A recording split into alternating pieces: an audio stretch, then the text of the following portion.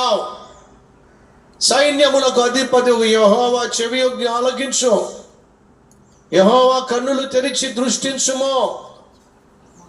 జీవము గల దేవుడు ఆయన నిన్ను దూషించుటకు సన్హెరీబు పంపిన వాని మాటలను చెవిని పెట్టుము.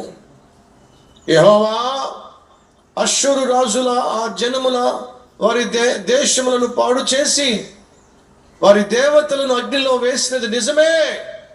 ఆ రాజ్యముల దేవతలు నిజమైన దేవుడు కాక మనుషుల చేత చేయబడిన కర్రలు రాళ్ళు గాని దేవతలు కావు గనుక వారు వారిని నిర్మూలము చేసిరి. యెహోవా లోకమందున్న నీవే, నిజముగా నీవే అద్వితీయ దేవుడు అయిన యెహోవా అని సమస్త జనులు తెలుసుకొనున్నట్లు అతని చేతిలో నుండి మమ్మను రక్షించు. దయచేసి గమనించండి, మనం దేవుని సన్నిధికి వచ్చినప్పుడు మనం నమ్ముతున్న దేవుడు ఎంత గొప్పవాడో మనం గ్రహిస్తే మంచిది. మనం సేవిస్తున్న దేవుడు ఎంత అసాధ్యుడో మనం మననం చేసుకోవడం మంచిది.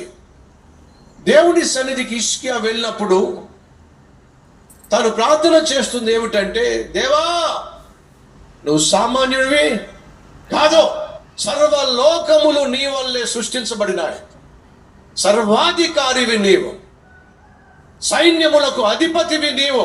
అని అర్థం ఏమిటి? నీకు అసాధ్యమైంది ఏముంది ప్రభువా? నిన్ను ఎదుర్కోగలిగిన వాడు ఎవడు ప్రభువా?